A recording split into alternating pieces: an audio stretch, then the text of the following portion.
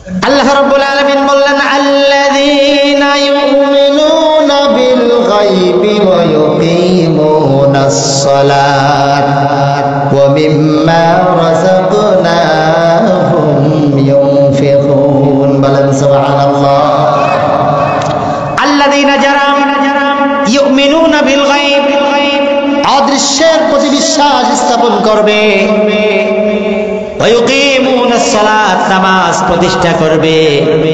মাত্র 5টি বিষয় যদি তারা কাজ করে, 5টি আমল করে, আল্লাহ রাব্বুল আলামিন বললেন উলাইকা হুমুল মুফলিহুন, তারা সফল। কয়টি কাজ করলে?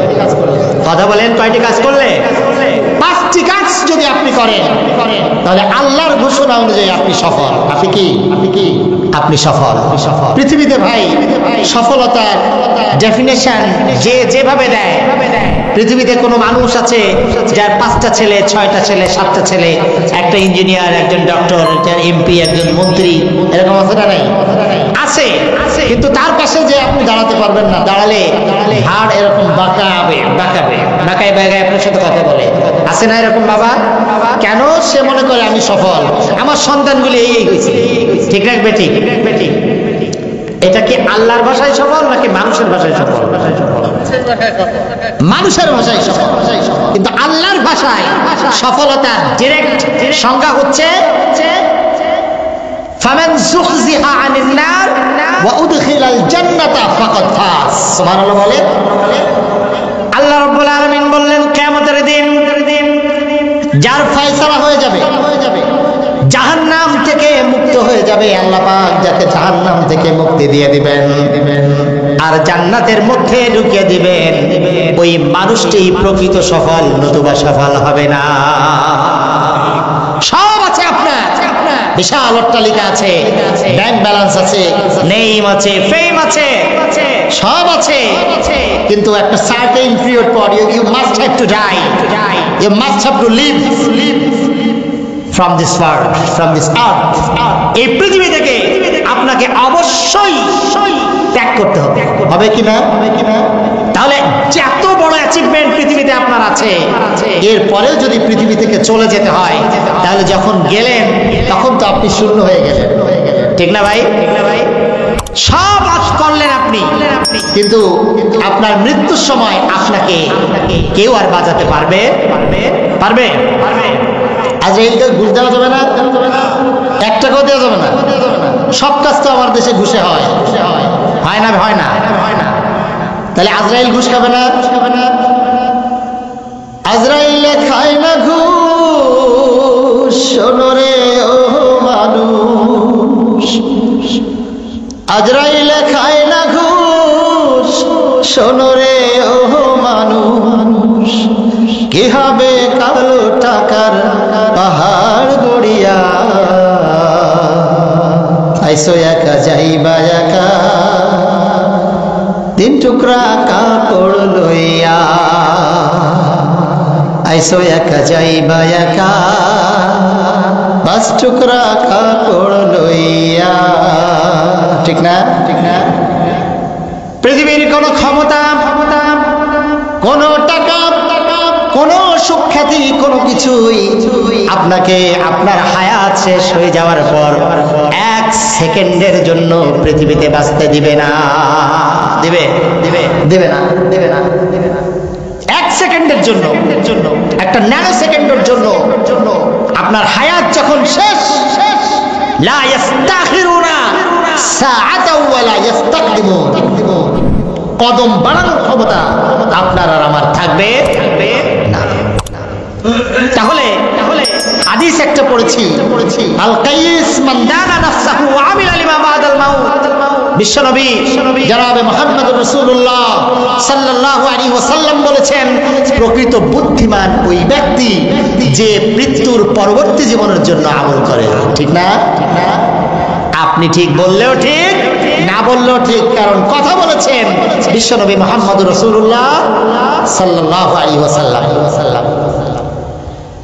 আমার ভাইরা, এই হাদিসের পরের অংশে রাসূলুল্লাহ সাল্লাল্লাহু আলাইহি ওয়াসাল্লাম বলছেন, ওয়াল আজিজু মান ইত্তাবা নাফসাহু হাওয়াহা ওয়া তামান্না আলাল্লাহ। আর প্রকৃত অক্ষম ওই ব্যক্তি, অযোগ্য ওই ব্যক্তি, বেকুব ওই ব্যক্তি যে পার্থিব জীবনের অ্যাচিভমেন্টের জন্য কাজ করে, পৃথিবীতে প্রতিষ্ঠার জন্য কাজ করে, আর আখিরাতে আল্লাহর কাছে জান্নাত চায়। বোকা না? হ্যাঁ বোকা না? বিশ্বনবী বলেছেন যুক্তি। আপনি দেখেন কি দলিল দিয়েছেন। আমি আমাদের সুপার সাহেব হুজুরের কাছে সারাদিন ওনার বাড়িতে কাজ করলাম, ওনার জমিতে কাজ করলাম, এরপরে যেয়ে ওনার বাসায় যেয়ে বললাম, যে রাত্রেবেলা যেয়ে বললাম যে আপনাদের এখানে কি বলে, কামলা কামলা বলে না কিষান বলে, বদলা কি বলে, আমি সারাদিন বদলা দিলাম সুপার হুজুরের বাসায়, আর ওনার বাসায় যে বললাম যে বদলা দিছি আপনি টাকা দেন, ওনার বাসায় বদলা দিছি আপনি টাকা দিবেন, তাহলে উনি আমারে কি করবে? আদর করবে না পিটান দিবে? পিটান দিবে। আপনি কেন বোঝেন না? দুনিয়ায় বাড়ি গাড়ি নেম ফেম এইগুলির জন্য আপনি সারা জীবন কাজ করছেন, নেতৃত্ব দেওয়ার জন্য, নোংরামি করার জন্য, চুরি ছেঁচড়ামি করার জন্য কাজ করছেন। সারাটি জীবন গিয়েছে আল্লাহর বিধানের বাইরে, আর আপনি মরে যাওয়ার পরে বলতেছেন আল্লাহ আমারে জান্নাত দাও, জান্নাত দাও। বোকামি না এগুলা? কথা বলেন আমার ভাইরা। এই জন্য লক্ষ্য করুন, আল্লাহ রাব্বুল আলামিন 5টি বিষয়ের কথা বলেছেন। এই 5টি আমল, 5টি কাজ যদি কোনো মানুষ করতে পারে, তাহলে ওই মানুষ সফল হয়ে যাবে দুনিয়া এবং আখিরাতে, তার কোনো ভয় থাকবে না। আমাদেরকে জানতে হবে আমাদের আদি পিতা আদম আলাইহিস সালাতু ওয়াস সালাম, কি নাম ছিল? আদম আলাইহিস সালাতু ওয়াস সালাম। মায়ের নাম কি ছিল আমাদের? হাওয়া আলাইহাস সালাম, তাই না? এই দুইজন ওই আলোচনা না হয়, তারপরও প্রেক্ষাপট আসছে তাই এই দুইজনকে আল্লাহ তাআলা জান্নাত থেকে দুনিয়ায় পাঠিয়ে দিলেন, তাই না? সাথে আরেকজন ছিল, সে কে? শয়তান। কে ছিল? আল্লাহ রাব্বুল আলামিন বললেন কুল্লাহবিতু মিনহা জামিআন ফাইম্মা ইয়াতিয়ান্নাকুম মিন্নি হুদান ফামান তাবিআ হুদায়া ফালা খাউফুন আলাইহিম ওয়ালা হুম ইয়াহজানুন। বলেন সুবহানাল্লাহ। আল্লাহ রাব্বুল আলামিন বললেন যাও, বের হয়ে যাও, জামিয়া, তোমরা সবাই। আল্লাহ রাব্বুল আলামিন যেহেতু জামিয়া ব্যবহার করেছেন, বুঝতে হবে দুইজন নয়, দুইয়ের অধিক ছিল। কি ছিল? জামা তো দুইজন বলে জামা বলে না, তাসনিয়া বলে। হ্যাঁ, দুইয়ের অধিক হলে জামা। কুল্লাহবিতু মিনহা জামিয়া, সবগুলি বের হয়ে যাও। কিন্তু আল্লাহ তাআলা হযরত আদম আলাইহিস সালাতু ওয়াস সালামকে কিছু উপদেশ দিয়ে দিলেন। শুধু আদমকে নয়, এই শয়তানকেও দিলেন। শয়তানও যদি ইস্তেগফার করে ফিরে আসতো, হয়তো আল্লাহ মাফ করতে পারতেন কিনা? কিন্তু সে ইস্তেগফার করে, তাওবা করে নাই। আল্লাহ রাব্বুল আলামিন যখন বললেন ফামান তাবিআ হুদায়া ফালা খাউফুন আলাইহিম ওয়ালা হুম ইয়াহজানুন। বলেন সুবহানাল্লাহ। রাব্বুল আলামিন বললেন যাও, তবে শুনে রাখো ফাতবার মান তাবিআ হুদায়া, আমার পক্ষ থেকে বিধান যাবে, হিদায়াতের গ্রন্থ যাবে। যেই ব্যক্তি এই গ্রন্থ, এই হিদায়াতের বাণী অনুসরণ করে পৃথিবীতে চলবে, ফালা খাউফুন আলাইহিম, তার জন্য কোনো ভয় নাই, ওয়ালা হুম ইয়াহজানুন, আর কোনো চিন্তাও নাই। বলেন সুবহানাল্লাহ। কোনো ভয় নাই, কোনো চিন্তা নাই। আমার পক্ষ থেকে যেই বাণী তোমার কাছে যাবে, এটা যদি গ্রহণ করতে পারো, অনুসরণ করতে পারো, তাহলে পৃথিবীতে পথভ্রষ্ট হবে না, আর আখিরাতে আমি আল্লাহ তাআলা তোমাদেরকে জান্নাত দিয়ে পুরস্কৃত করে দেবো। বলেন সুবহানাল্লাহ। তাহলে অনুসরণ করতে হবে কি? কোরআন ছাড়া আর যত ইজাম, যত মতাদর্শ, যত আইন আর কানুন আছে, সেটা যত ভালোই দেখেন না কেন, সেটা গ্রহণ করা যাবে। মুসলমান, আপনি ঈমান যদি আপনার থাকে, অন্য কোনো কনস্টিটিউশন মানুষের সুখের জন্য, শান্তির জন্য অন্য কোনো কনস্টিটিউশন আপনি ফলো করতে বা গ্রহণ করতে পারবেন না। তাহলে যেটা বলছিলাম সেটা হচ্ছে 5টি বিষয় যদি আপনি গ্রহণ করতে পারেন তাহলে আল্লাহর ঘোষণা অনুযায়ী আপনি সফল। কয়টি বিষয় বলেন তো? প্রথম বিষয় হচ্ছে আল্লাযীনা ইউমিনুনা বিল গায়ব, অদৃশ্যের প্রতি বিশ্বাস স্থাপন করতে হবে। কিসের প্রতি? সর্বপ্রথম অদৃশ্য কে? আল্লাহ তাআলা। কে? আল্লাহ তাআলা হচ্ছে অদৃশ্য। এই আল্লাহকে কি আমরা দেখছি ভাই? আমরা দেখছি? নবীকে দেখা গিয়েছেন, কিন্তু নবীও আমাদের জন্য অদৃশ্য, কারণ নবীকে আমরা দেখি নাই। কিতাব একটা দেখেছি, কোনটা? আর বাকিগুলো দেখি, আর যা আছে সব পরিবর্তন হয়ে গিয়েছে। ওই যে ওল্ড টেস্টামেন্ট, নিউ টেস্টামেন্ট, বহু সমস্যা আছে। আমি আজকে ওই রিলেটেড আলোচনা করব না। আমি এই অমুসলিমদের কিছু বই আমার কাছে আছে, আমি পড়ি। হিন্দু ধর্মের, খ্রিস্টান ধর্মের আছে। তো আমল করতে হবে এই কোরআনের উপর। কিসের উপর? তাহলে প্রথম অদৃশ্যকে আল্লাহ তাআলা। আল্লাহর প্রতি আমাদের অবিচল বিশ্বাস থাকতে হবে। আর প্রথম ঈমানটা হচ্ছে রুবুবিয়াতের ঈমান বিল রুবুবিয়া। আল্লাহ যে আমাদের রব, এটা প্রথম বিশ্বাস। প্রথম বিশ্বাস কি? আল্লাহ আমাদের, আল্লাহ আমার রব, এই রবি আমার সব। আল্লাহ আমার রব, এই রবি আমার সব। দমে দমে তনু মনে তাই অনুভব। ঠিক না? আল্লাহ আমার রব, তিনি আমার সব। আসুন আমরা একটু রবের আলোচনা করে তারপরে সামনে যাব। আমরা যদি আজকে রবটাকে বুঝি, রবটাকে যদি বুঝতে পারি, মান হুয়া রব্বুনা, কে আমাদের রব, তাহলে আজকের এই মাহফিলটা আশা করি সফল হবে ইনশাআল্লাহ। রব হচ্ছে তিনি। তাফসিরে বাইজাবি, আল্লামা নাসিরউদ্দিন কাজী আল বাইজাবি রাহমাতুল্লাহ আলাইহি, উনি তাফসিরে বাইজাবিতে লিখেছেন, আর রব্বু বিমানা তারবিয়া হিয়া তাবলীগু শাই ইলা কামালিহি শাইআন ফাশাইআ। না বুঝে বলেন সুবহানাল্লাহ। আল্লামা নাসিরউদ্দিন কাজী আল বাইজাবি বলেছেন, রব হচ্ছে তিনি যিনি অস্তিত্বহীনকে অস্তিত্ব দান করেন, আর এই অস্তিত্ব দান করার পর ক্রমে ক্রমে ধাপে ধাপে পূর্ণতায় পৌঁছান। এই কাজটি যিনি করেন তিনি হলেন রব। তিনি কে? আচ্ছা বলেন, আপনার বয়স আজকে যদি 50 বছর হয়, তাহলে আপনার যেদিন পৃথিবীতে জন্ম হয়েছিল, আপনি যেদিন জন্ম হয়েছেন তার একদিন আগে আপনার কোনো নাম ছিল? পৃথিবীতে কোনো পরিচয় ছিল? আপনার পরিচয় ছিল না, নাম ছিল না, গন্ধ ছিল না, কিচ্ছু ছিল না। আল্লাহ তাআলা আপনাকে মাতৃগর্ভের মধ্যে অস্তিত্ব দান করেছেন। সুবহানাল্লাহ বলেন। অস্তিত্ব কে দিয়েছেন?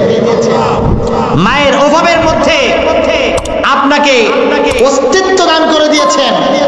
এই অস্তিত্ব দান করে ক্রমে ক্রমে ধাপে ধাপে কয়েকটি পর্যায়ে পৌঁছানোর পরে আপনার সৃষ্টির পূর্ণতা পৌঁছায় মাতৃগর্ভে। এরপরে আল্লাহ তাআলা একটা পর্যায়ে যাওয়ার পরে পৃথিবীতে আপনাকে আনেন। ঠিক না বে ঠিক? আল্লাহ রাব্বুল আলামিন বললেন, ফি যুলুমাতি সালাস, বান্দা মাতৃ গর্ভের মধ্যে আমি রব্বুল আলামিন তোমাকে যেই জায়গায় রেখে দিয়েছি, ওই জায়গা এমন সংরক্ষিত জায়গা, 3টা অন্ধকারাচ্ছন্ন প্রকোষ্ঠের মধ্যে আমি তোমাকে সৃষ্টি করেছি। কয়টা? 3টা। কয়টা? ধরে নেন এই জায়গায় একটা বাড়ির একটা গেট থাকলে বাড়িটা বেশি সংরক্ষিত হয়, নাকি 3টা গেট থাকলে সংরক্ষিত হয়? কথা বলেন। একটা গেট যদি থাকে, চোর ওই একটা গেট সহজে ভেঙে ফেলতে পারে না? 3টা গেট থাকলে সহজে ভাঙতে পারে? আল্লাহ রাব্বুল আলামিন বললেন, বান্দা মাতৃগর্ভে আমি তোমাকে শুধু অস্তিত্ব দান করি নাই, মায়ের গর্ভের মধ্যে তুমি কিভাবে নিরাপদ থাকো, যাতে করে পৃথিবী থেকে কোনো জার্ম মায়ের গর্ভের মধ্যে না ঢোকে। এই জন্য আমি রব্বুল আলামিন তিনটা প্রাচীরের মধ্যে তোমার সংরক্ষণের ব্যবস্থা করে দিয়েছি, যাতে করে পৃথিবীর কোনো জান তোমাকে আক্রান্ত না করতে পারে। বলেন সুবহানাল্লাহ। আজকে যার জন্য, যার পিছনে ঘুরছেন, রুবুবিয়াতের পিছনে তার কি অবদান আছে এখান থেকে বুঝে যাবে। এদিকে লক্ষ্য করুন, এরপরে লক্ষ্য করুন, আল্লাহ রাব্বুল আলামিন আপনাকে আমাকে পৃথিবীতে আনলেন, আস্তে আস্তে বড় করলেন। বড় করতে করতে আজকে আপনি চাকরি করেন, ব্যবসা করেন, বাণিজ্য করেন, ব্যাংক ব্যালেন্স আছে, ক্ষমতা আছে। আপনি যদি বলেন আমি রব্বের আল্লাহকে রব হিসেবে মানি না, তাহলে দেখুন আল্লাহ রাব্বুল আলামিন এমন ভাবে আপনাকে রুবুবিয়াত দিচ্ছেন, এমন ভাবে লালন পালন করছেন, আল্লাহর রুবুবিয়াতের বাইরে এক সেকেন্ড বাঁচার ক্ষমতা আপনার নাই। আছে? ধরে নেন আমাদের ভিতরে এই যে বায়োলজিক্যাল স্ট্রাকচারটা যদি আপনার সাথে একটু বলি, বায়োলজিক্যাল স্ট্রাকচার ধরেন ক্ষুদ্রান্ত আছে, বৃহদান্ত্র আছে। এই বৃহদান্ত্রের পাশে যে ক্ষুদ্রান্ত, এখানে ভেলাস থাকে। আপনারা বুঝবেন, যারা একদম পড়াশোনা করেন নাই তারাও বুঝবেন, একটু বোঝার চেষ্টা করেন। এই ভেলাস থাকে, ভেলাসের কাজ হচ্ছে আপনি আর আমি যে ভাত, মাংস, মাছ ইত্যাদি খাবার খাই না, এই খাবারগুলো শোষণ করে। কি করে? শোষণ করে। তো শোষণ করার পরে এটা একটা রক্ত তৈরি হয়, আর আপনাদের যেই ময়লা আবর্জনা আছে সেগুলো আলাদাভাবে তৈরি হয়। একটা রাসায়নিক প্রক্রিয়ার মাধ্যমে এই যে খাদ্যটা শোষণ করছে, এর মধ্যে যেই রক্ত থাকতেছে, রক্তের মধ্যে প্রোটিন থাকে। কি থাকে? রক্তের মধ্যে গ্লুকোজ থাকে। ধরেন এই গ্লুকোজটা যেই ভেইনের মধ্যে যায়, এইটাকে বলা হয় পোর্টাল ভেইন। কি বলে? Portal vein. পোর্টাল ভেইন হচ্ছে কোন অঙ্গ প্রত্যঙ্গের মধ্য দিয়ে যদি যায় কোনো ভেইন, সেটাকে পোর্টাল ভেইন বলে। তার মানে এই ভেইনটা সরাসরি হার্টে যায় নাই, এটা হচ্ছে লিভারের মধ্য দিয়ে গিয়েছে। কিসের মধ্য দিয়ে? একটু মনোযোগী হন, আপনাকে রব বোঝাচ্ছি। লিভারের মধ্য দিয়ে গিয়েছে।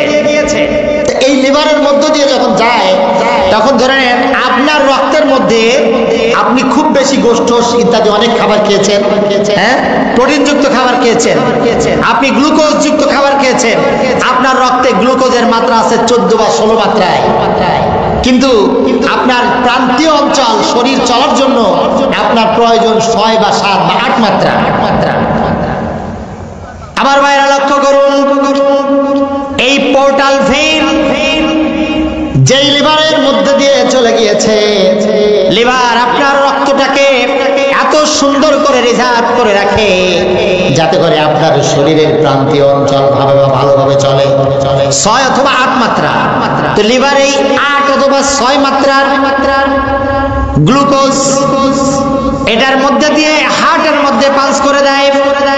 বাকি অতিরিক্ত যেই মাত্রা থাকে গ্লুকোজের, এই মাত্রাগুলি গ্লাইকোজেন রূপে সংরক্ষিত করে রাখে, ফ্রিজিং করে রাখে। কি রাখে? আপনি বুঝতেছেন? আপনার লিভার, আপনার শরীরের দরকার হচ্ছে 8 বা 10 মাত্রার গ্লুকোজ, কিন্তু আপনার রক্তের মধ্যে 14 বা 16 মাত্রার আছে। এই 8 বা 10 মাত্রার গ্লুকোজটা লিভার রেখে ওই রক্তের সাথে দিয়ে রক্তকে পাঞ্চ করে পাঠিয়ে দেয় আপনার হার্টের কাছে। কিসের কাছে? আর বাকি যে মাত্রা আছে এইটা ফ্রিজ করে রেখে দেয়, জমা রেখে গ্লাইকোজেন হিসেবে সংরক্ষিত করে দেয়। সুবহানাল্লাহ কন্যা। আমার ভাইরা, এই লিভার যদি আপনার রক্তটা যেইভাবে এসেছে সেইভাবে হার্টের কাছে পাঞ্চ করে দিত, তাহলে আপনি আর আমি রোগাক্রান্ত হয়ে যেতাম, পৃথিবীতে ভালো থাকতে পারতাম না। ভালো থাকতে পারতাম না। আমরা সামনে রমজান আসতেছে। কি আসতেছে? রমাদান আসছে। এই রমাদানে আমরা 12 ঘন্টা, 13 ঘন্টা, 14 ঘন্টা, পৃথিবীর এমন অনেক রাষ্ট্র আছে 17-18 ঘন্টা না খেয়ে রোজা রাখতে হয়। আপনি বলেন এই 17-18 ঘন্টা না খেয়ে থাকার কারণে ওই লোকটা কি মারা যায়? কেন যায় না? এই রমজানের আগে আপনি যত খাইছেন, এই খাওয়ার পরে আপনার যে গ্লাইকোজেন হিসেবে জমা ছিল, এই ক্ষুধার শরীরের প্রান্তীয় অঞ্চল কিভাবে চলবে, এর তো কিছু দরকার খাবার, ঠিক না? তখন ওই গ্লাইকোজেনটাকে গ্লুকোজ আকারে ভেঙে দেয়, ভেঙে শরীরের প্রান্তীয় অঞ্চল চলতে যতটুকু গ্লুকোজ দরকার হয়, এই লিভার ততটুকু গ্লুকোজ দিয়ে আবার হার্টের কাছে পাস করে দেয়। আপনার শরীর থেকে রক্ত পড়ে গিয়েছে, অ্যাক্সিডেন্ট করেছেন, অ্যাক্সিডেন্ট করার কারণে এক ভাগ দুই ভাগ রক্ত পড়ে গিয়েছে, এরপরেও আপনি মারা যাচ্ছেন না, কারণ আল্লাহ রাব্বুল আলামিন এমন ভাবে সৃষ্টি করে দিয়েছেন ওই রক্তটা যখন আপনার শরীরে কমে যায়, রক্তটা যখন ধরেন এক ভাগ রক্ত পড়ে গেছে, অ্যাক্সিডেন্টে হয় না এরকম, রক্ত পড়ে গেছে, এখন শরীরের প্রান্তীয় অঞ্চল রক্তের চাহিদা আছে, তখন এই যে লিভারটা একই করে এরকম চুপসে যায়, কি করে এরকম চুপসে যে ভিতর থেকে রক্ত পাঞ্চ করে হার্টের কাছে দিয়ে দেয়, আর হার্ট পাঞ্চ করে করে সারা শরীরে প্রান্তীয় অঞ্চলে রক্ত পৌঁছে দেয়। বলেন সুবহানাল্লাহ। আপনি রক্তে ছিলেন না ভাই? প্রত্যেক দিন প্রতি 24 ঘন্টায়, কত ঘন্টায়? 24 ঘন্টায় আপনার হার্ট একেবারে আপডেটেড নিউজ, একদম সুস্থ মানুষের হার্ট 1,36,000 অথবা 46,000 বার পাঞ্চ করে দেয়। আমি প্রশ্ন করি, আপনি এখনো যে আল্লাহর বিধান ভায়োলেট করে মানুষের আইন অনুসরণ করছেন, আল্লাহর বিধানকে পাশে রেখে আপনার ইচ্ছা মতো চলছেন, আপনাকে প্রশ্ন করি, এই আল্লাহ রাব্বুল আলামিনের এই সৃষ্টি স্বয়ংক্রিয় সৃষ্টি, হার্ট যদি একবার সংকুচিত হয়, সম্প্রসারিত না হয়, তাহলে পৃথিবীর কোন নেতা, কোন টাকা, কোন ব্যাংক ব্যালেন্স আপনাকে বাঁচাতে পারবে নাকি? পারবে? পারবে না তো। তাহলে আজকের চাকরি, ব্যবসা আর বাণিজ্য দিয়ে আপনি যদি চিন্তা করেন যে আমার সব আছে, আল্লাহকে মানার দরকার নাই, তাহলে আর একটু সামনে আসেন। একবার এই সিস্টেমিক এন্ড ডায়াস্টলিক সিস্টেম সংকুচিত হয়েছে, সম্প্রসারিত হয় নাই, আপনি পৃথিবীতে আর 1 সেকেন্ড বাঁচতে পারবেন? পারবেন না। এই যে আমি হাত নাড়াচ্ছি, আপনারা কথা বলছেন, সামনে বিশাল এক সাপ দেখলেন, লাঠি একটা নিয়ে বাড়ি মারলেন, এই যে চিন্তা ভাবনা, এই যে চলমান পদ্ধতি, এই পদ্ধতি যিনি তা তৈরি করেছেন, যিনি নিয়ন্ত্রণ করেন, তিনি হচ্ছে আমাদের রব। তিনি কে? আমাদের রব কে? আল্লাহ তাআলা। তাহলে কার কার পিছনে ঘুরছেন? আল্লাহর আইন বাদ দিয়ে, আল্লাহর এই কোরআন বাদ দিয়ে কার পিছনে যাচ্ছে?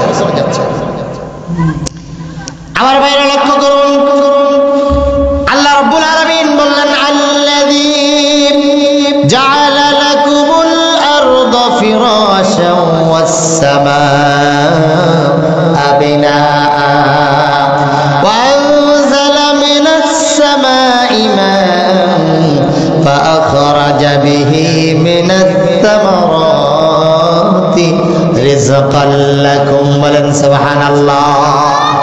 আল্লাহ পাক বললেন, আল্লাযী জাআলা লাকুমুল আরদা ফিরাশান ওয়াস সামাআ বিনাআ।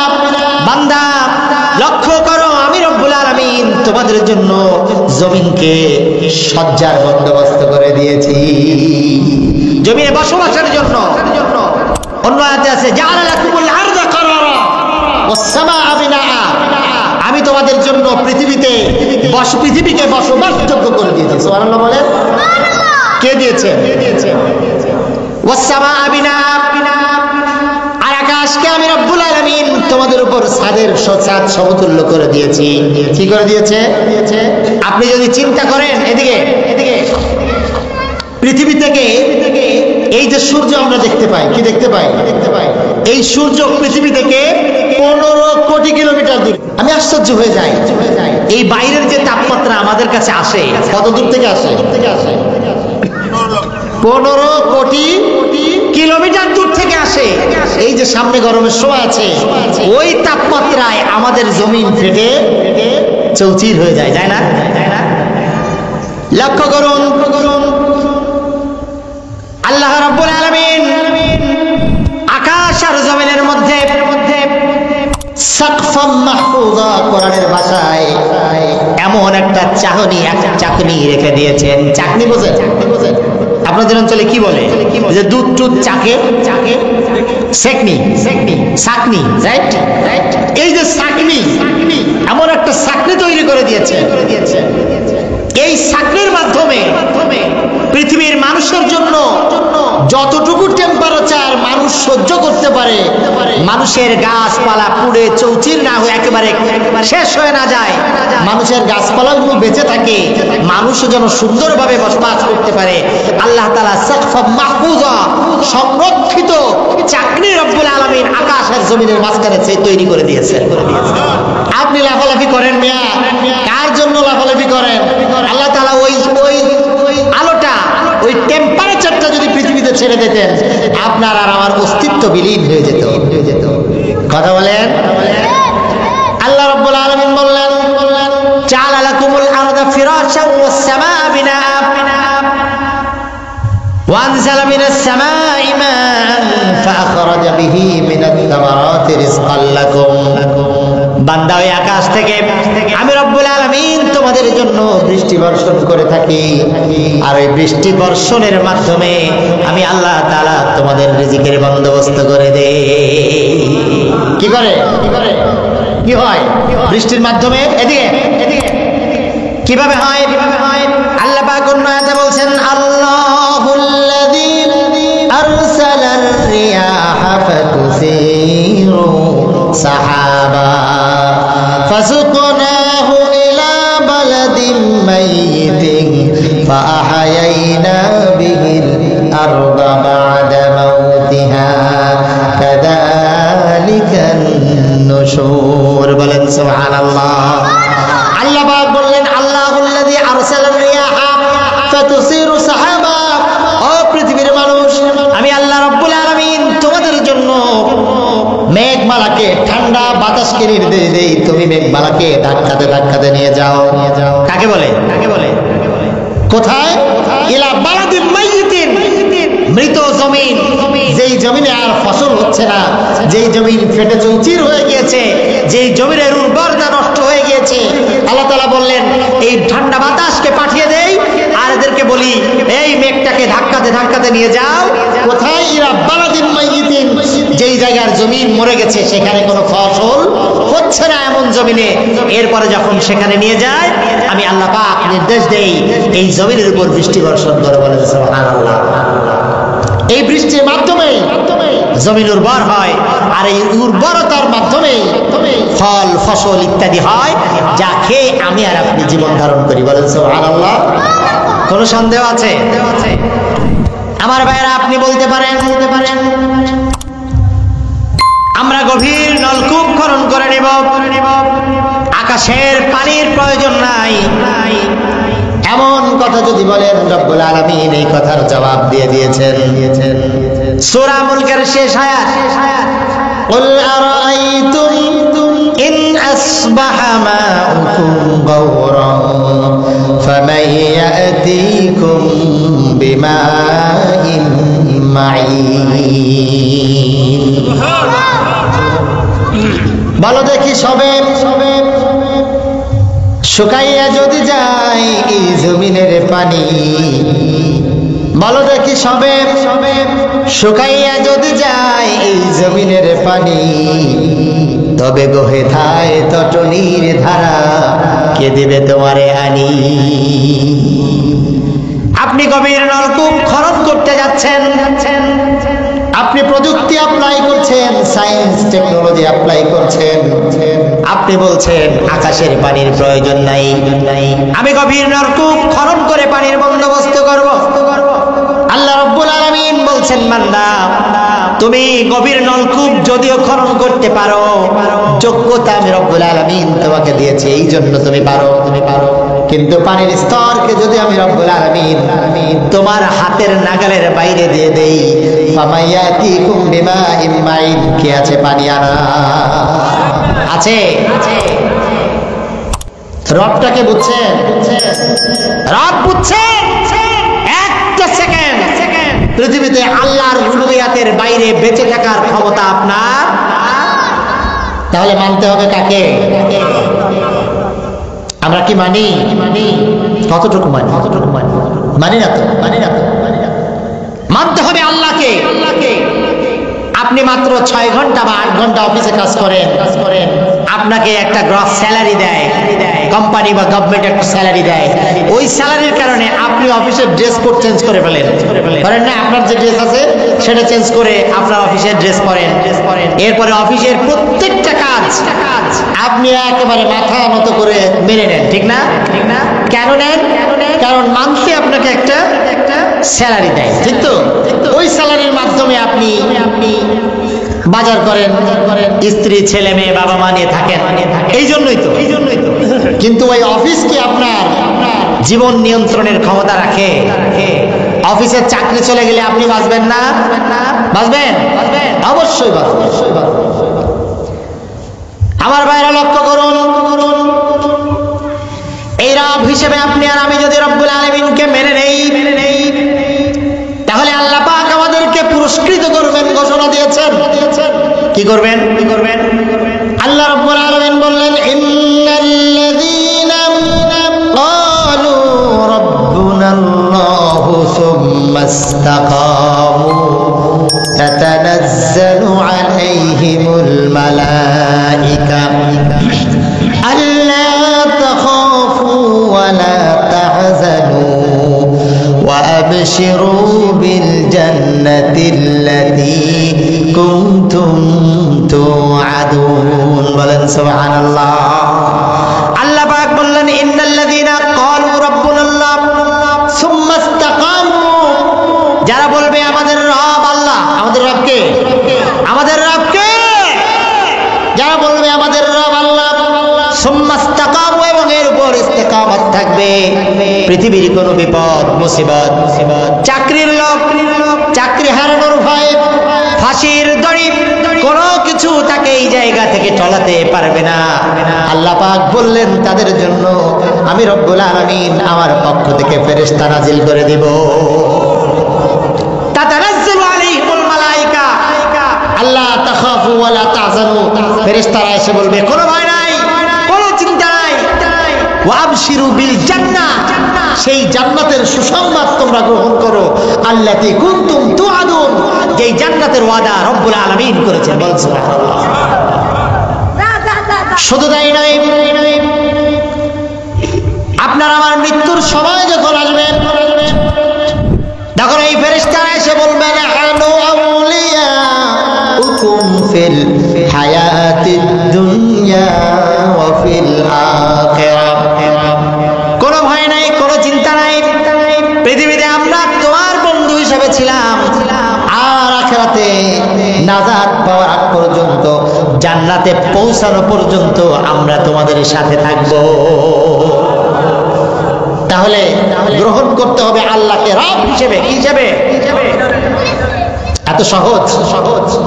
আল্লাহকে রব হিসেবে গ্রহণ করা কি এত সহজ? এত সহজ নয়, সহজ নয়। এদিকে মুসা আলাইহিস সালামের নাম শোনেন নাই? কে কত এরকম কেউ আছে? হ্যাঁ, এই কোরআন ভরে দেয়া মুসা ফিরাউনে। মুসা আলাইহিস সালামের এত আলোচনা, কারণ নবী মুসা আলাইহিস সালামের প্রত্যেকটা আলোচনা জাতির জন্য শিক্ষা বয়ে আনে, ঠিক কিনা? আল্লাহর নবী মুসা আলাইহিস সালাম তোর পাহাড়ে তাওরাত আনতে গেলেন। আল্লাহ রাব্বুল আলামিন তাওরাত নাজিল করে দিলেন। নাজিল করে আল্লাহ রাব্বুল আলামিন বললেন, ইযহাব ইলা ফিরআউনা ইন্নাহু তাগা, ফিরআউন অত্যন্ত সীমালঙ্ঘন করেছে, যাও তার কাছে। কাকে পাঠালেন? মুসা নবীকে। কাকে?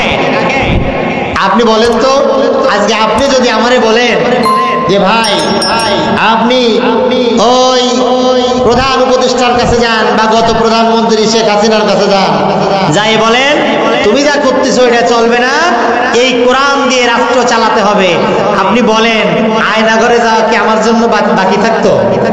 কথা কয় না, কবে দাঁড়া দিচ্ছি ধরে কোরআন নিয়ে আইছিস বেটা ছাগল। আল্লাহ তাআলা প্রথমে কার কাছে পাঠাইলেন? মুসা নবীকে। ফিরআউনের কাছে। ফিরআউন বলেছিল, আনা রাব্বুকুমুল আলা, আমি সবচেয়ে বড় রব, আমি সবচেয়ে।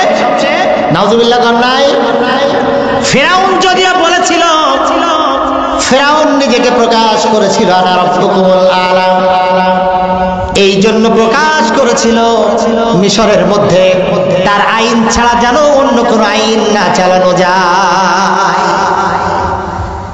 আর আমাদের পৃথিবীতে, আজকের আধুনিক পৃথিবীতে যারা আল্লাহর আইন পাশে রেখে দিয়েছে, নিজের মত মতো আইন প্রচলন করছে, আল্লাহর আইন ছাড়া যত আইন তারা অনুসরণ করছে, সব কুফরি। সব কি কথা বলেন? আল্লাহর আইন বাদ দিয়ে যে আইন এই সমাজে প্রতিষ্ঠিত সবগুলি হচ্ছে কুফরি মতবাদ। কি মতবাদ? কুফরি মতবাদ। তাহলে আপনি ফিরাউনকে দোষ দিচ্ছেন, আপনি আমাদের সমাজের দোষ দিচ্ছেন না। আপনি তো আমার মতো বহু মানুষের কথা অনুযায়ী চলছেন, যেই কথাগুলি কোরআনের আইনের বাইরে। আছে না নাই? আল্লাহ রাব্বুল আলামিন বললেন, মূসা চলে যাও। আল্লাহর নবী মূসা আলাইহিস সালাতু ওয়াস সালাম ফিরাউনের কাছে দাওয়াত দেওয়া শুরু করলেন, আর বললেন, তুমি যে এইভাবে অত্যাচার করছো, খুন করছো, গুম করছো, তোমার মনের ইচ্ছা মতো রাষ্ট্র পরিচালনা করছে, এইভাবে চলা যাবে না, বরং চালাতে হবে আল্লাহর বিধান, তাওরাত দিয়ে। কি দিয়ে? আল্লাহর বিধান দিয়ে। সোজা কথা। ফিরাউন মনে হয় মূসা আলাইহিস সালাতু ওয়াস সালামকে জামাই আদায় আদর করছিল। হ্যাঁ, করছিল। কি বলেছিলেন জানেন? কালা ফামার রব্বুকুমা ইয়া মূসা। এই জায়গায় হচ্ছে কন্ট্রাডিকশন। রব আবার কে? মূসা। হযরত মূসা আলাইহিস সালাতু ওয়াস সালাম বলেছেন, রব্বুনাল্লাযী আ'তা কুল্লা শাইইন খালকাহু সুম্মা হাদা। সবকিছু আল্লাহকে, সব স্রষ্টা, রিজিক দাতা, সবকিছু মেনে নেওয়া যায়, এই বিধান নিয়ে এই সমস্যা। মূসা আলাইহিস সালাতু ওয়াস সালাম বলেছিল, রব হচ্ছে তিনি যিনি সৃষ্টি করেন আর সৃষ্টির চলার বিধান দেখিয়ে দেন, তিনি হচ্ছে রব। সুবহানাল্লাহ বলেন। তাহলে যিনি সৃষ্টি করেছেন, আইন তারটা মানতে হবে নাকি মানুষেরটা মানতে হবে? স্রষ্টারটা মানতে হবে। কারটা? স্রষ্টারাই। করে আল্লাহ সবাই তো চলে যাচ্ছে। তাহলে আল্লাহ রাব্বুল আলামিন মূসা আলাইহিস সালাতু ওয়াস সালামকে পাঠালেন। মূসা আলাইহিস সালাতু ওয়াস সালাম বলল, দারুনি আকুতুল মূসা ওয়াল্লাদু রাব্বা ইন্নী আখাফু আন ইউবাদদিলা দীনাকুম আও আন ইউযহিরা ফিল আরদিল ফাসাদ। কি বলছে দেখেন? মোকালামা হচ্ছে ফিরাউন এবং মূসা আলাইহিস সালাতু ওয়াস সালামের মধ্যে, ঠিক না? তো বলছে, আমাকে ছেড়ে দাও। কে বলছে? ফিরাউন বলছে। কি বলছে? জারুনি, আমাকে ছেড়ে দাও। আক্তুল মূসা, আমি মূসাকে হত্যা করব। কি করবে? পারিষদ বর্গ বলছে, কেন মূসাকে হত্যা করতে হবে? হত্যা করতে গেলে তার দোষ প্রমাণ করতে হবে, তাকে দোষী সাব্যস্ত করতে হবে, ট্রাইব্যুনাল গঠন করতে হবে। এরপরে যদি অন্যায় প্রমাণ পাওয়া যায়, দোষী সাব্যস্ত করা যায়, তারপরে তাকে হত্যা করা যায়। ঠিক না? এটা স্বাভাবিক। আপনি বলেন 10টা বলছেন, তার আগে দেওয়া উচিত ছিল। আমি তো 10:30 নিয়ে টার্গেট দিয়ে আলোচনা করতেছি। আচ্ছা যাক, সময় নেই 10 মিনিট। তো এই অবস্থা যখন হলো, মূসা আলাইহিস সালাতু ওয়াস সালাম ওনাকে বলছে, তার পারিষদ বর্গ, জারুনি আব্দুল মূসা ওয়াল্লাদু রাব্বা। সে তার রবকে ডাকুক। সে যে রবের কথা বলছে, পারলে তার রব তাকে বাঁচাক, আমি তাকে হত্যা করব। কে বলছে? ফিরাউন। তার পারিষদ বর্গ যখন এগুলি বলল, তখন তারা বলল, ইন্নী আখাফু আন ইউবাদদিলা দীনাকুম। আমি আশঙ্কা করছি, আমি ভয় করছি, সে তোমাদের দিনকে, তোমাদের ধর্মকে, তোমাদের জীবন ব্যবস্থাকে পরিবর্তন করে দেবে। আও আইযহিরা ফিল আরদিল ফাসাদ, আর জমিনের প্রত্যেকটি জায়গায় সন্ত্রাসী কর্মকাণ্ড করবে, ফাসাদ সৃষ্টি করবে। আমার ভাইরা, প্রশ্ন করতে চাই, আল্লাহর নবী মূসা কি সন্ত্রাসী নাকি? কিন্তু উনি তো সন্ত্রাসী বলছে। ফিরাউন কি বলছে? সন্ত্রাস করবে, ধর্মীয় জীবন বিধান পরিবর্তন করে দেবে, এই কারণে হত্যা করবে। শুরু হয়ে গেল অত্যাচার আরো বেশি। এমন অবস্থা, আল্লাহ রাব্বুল আলামিন আমাকে রক্ষা করবেন।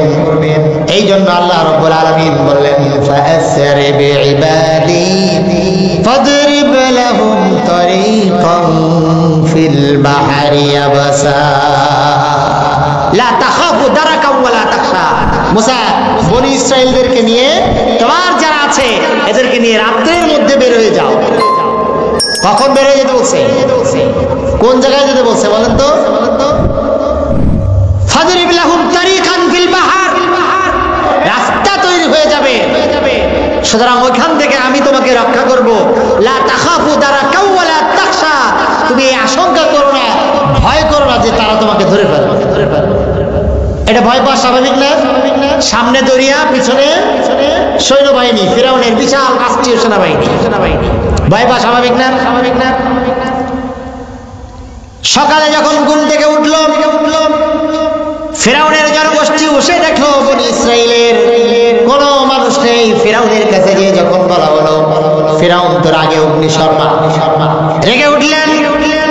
সৈন্যবাহিনী জোগাড় করা হলো। আল্লাহ রাব্বুল আলামিন বলেছেন সূর্য যখন উদিত হতে লাগলো তখন তারা তাদের পিছনে লাগলো। ফাতবাহুম মুশরিকিন, যখন সূর্য উদিত হচ্ছে ঠিক তখন তারা তাদের পিছনে চলা শুরু করলো। ফালাম্মা তারাআল জামআনি ক্বালা আসহাবু মূসা ইন্না লামুদরাকুন। যখন ফালাম্মা তারাআল জামান, এত সন্নিকটে চলে আসলো যে দুইটা দলকে দেখতে পাচ্ছে। বিশাল মরুভূমি, ধরেন 1 কিলো দূর থেকে হলেও দেখা যায়, যায় কিনা? কিন্তু কাছাকাছি, এত কাছাকাছি। তারাল জামান, একটা দল অন্য দলকে, উভয় দলকে দেখতেছে। কারণ ফিরাউনের বাহিনী তো চিন্তা করছে খাইছি ধরে, কি চিন্তা করছে? সামনে তো দরিয়া, যাবে কই? পিছনে ফিরাউন, ও চিন্তা করতেছে সামনে দরিয়া আর আমরা ও যাবে কই? পালানোর কোন পথ। সেইভাবে আক্রমণ করা হলো। মুসা আলাইহিস সালাতু ওয়াস সালামের সঙ্গী সাথীরা তাদেরকে বলল, আল্লাহর নবী মুসাকে বলছে, ইয়া মুসা ইন্না লামুদরাকুন। মুসা, আমরা তো ধরা খেয়ে গেলাম। কি খেয়ে গেলাম? ওই বিশাল সৈন্যবাহিনী দেখছি, সামনে দরিয়া, কোনো জাহাজ স্টিমার কিচ্ছু নাই, কেমনে যাব? সাধারণ মানুষ যারা বলছে, বনি ইসরাইল বলছে মুসা ইন্না লামুদরাকুন। হযরতে মুসা আলাইহিস সালাতু ওয়াস সালাম নির্বিঘ্নে নির্ভয়ে বলে উঠলেন, কাল্লা, কখনো নয়, কশ্চিন কালেও নয়, কোনোভাবেই সম্ভব না। ইন্না মাইয়া রাব্বি, আমার রব আমার সাথে আছেন। সায়াহদিন, এক্ষুনি তিনি আমাকে পথ দেখাবেন। সুবহানাল্লাহ বলে।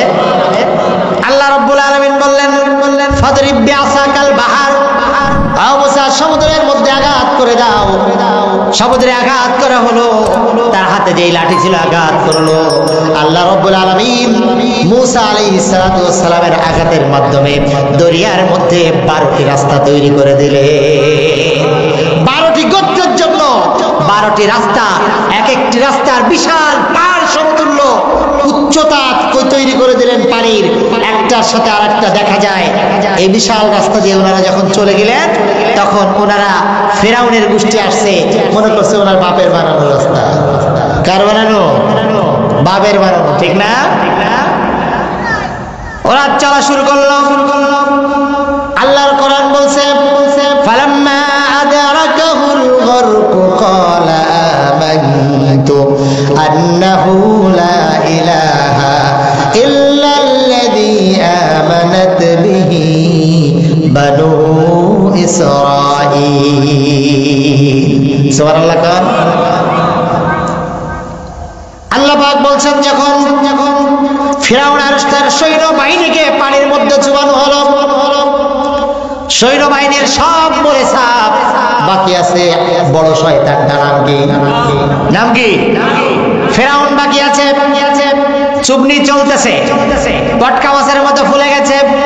ফিরাউন মৃত্যুর আগ মুহূর্তে বলছে আমানতু আন্নাহু লা ইলাহা ইল্লাল্লাযী আমানাত বিহি বানু ইসরাঈল।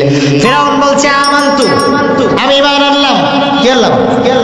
ফিরাউন ইমানদার, কিদার ইমানদার বলছে আমানতু, আমি ঈমান আনলাম, আন্নাহু লা ইলাহা ইল্লাল্লাযী আমানাত বিহি বানু ইসরাঈল, ওই ইলাহের দিকে, ওই ইলাহের প্রতি, ওই রবের প্রতি ঈমান আনলাম যিনি ছাড়া কোনো ইলাহ নাই, যিনি বনি ইসরাঈলের ইলাহ। বনি ইসরাঈল যেই রবের প্রতি ঈমান এনেছে, আমি ফিরাউন সেই রবের উপর ঈমান আনলাম। কারণ নিজেরাও তো রব কইছে, যদি বলে আমানতু তাহলে কি হয়? বলতে হবে বনি ইসরাঈল যার উপর ঈমান এনেছে, যিনি ছাড়া কোনো ইলাহ নাই, তার উপর ঈমান এনে আনলাম। এই কথা ফিরাউন মরার সময় বলছে, বলছে না? বলে নাই? শুধু কি তাই? আল্লাহ রাব্বুল আলামিন কিন্তু চুপনি বন্ধ করেন নাই, করছে? হ্যাঁ, বন্ধ করছে। চুপনি বন্ধ হয় নাই। এরপরে ফিরাউন আরো এক্সপ্লেইন করে বলছে রব্বুল আলামিন فقال إنني من المسلمين, আমি তো মুসলমান, আমার সুবাও কেন, আমি তো সারেন্ডার হয়ে গিয়েছি তোমার কাছে। সুবাই কিনা? মুসলমানও। মুসা আলাইহিস সালামকে সন্ত্রাস কে বলেছিল? কে বলছিল? নবীদের সাথে বেয়াদবি করলে, শুধু নবী না, নবীদের উত্তরাধিকারী যারা, তাদের সাথেও বেয়াদবি করলে আল্লাহ তাআলা তার শাস্তির ব্যবস্থা করে দেন, সরাসরি সে দেন। কে দেন? আল্লাহ দেন। আল্লাহ রাব্বুল আলামিন বললেন আল আন, এখন বড় টান আছে না? এখন ফাকাদ আসাইতা ক্বাবলু ওয়া কুনতা মিনাল মুফসিদিন। বড় এখন কথা বলিস, এখন ঈমানের কথা বলছিস, সুবনি খাওয়ার পরে, অথচ ইতিপূর্বে বহু সীমা লঙ্ঘন করেছিস, হত্যা করেছিস বনি ইসরাইলের বহু যুবককে, হত্যা, খুন, গুম, এইগুলোই ছিল তোর চরিত্র। অকুনতা মিনাল মুফসিদিন, তুই তো সন্ত্রাসী। কে বলছেন? কারে কইলেন? ফিরাউন। ফিরাউন কাকে বলছিল? মুসা আলাইহিস সালামের জবাব দিয়ে লাগছে? লাগে নাই।